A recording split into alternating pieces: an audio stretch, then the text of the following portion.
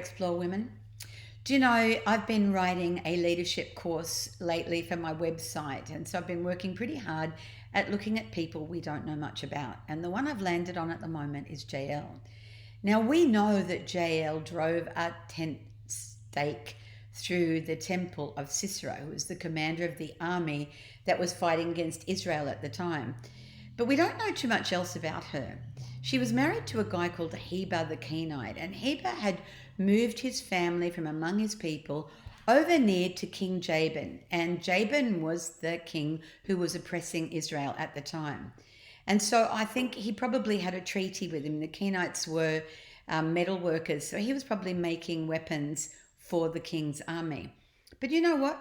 Husbands and wives don't always agree with each other, do they? I mean, I was married for 46 years, and there were a lot of times I didn't agree with Reg. And so Heber saw it as a business deal. But JL was looking and seeing the terrible damage that was being inflicted on the country. And even though she wasn't an Israelite herself, she knew that what was happening to the Israelites was wrong. So when she had an opportunity, she didn't think, oh no, my husband wouldn't like it. She dealt with that wicked, evil enemy because she knew that he was evil and she knew that that was right to do.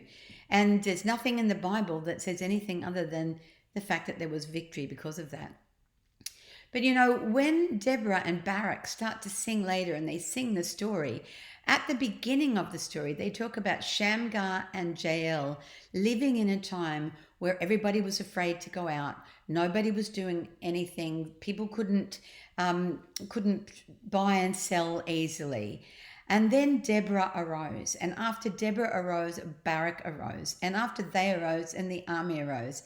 And then Jael arose. And you know, it's a really powerful thing because, first of all, if you look at Shamgar, Shamgar's at the end of chapter 3 of Judges. And Shamgar killed 600 Philistines by himself.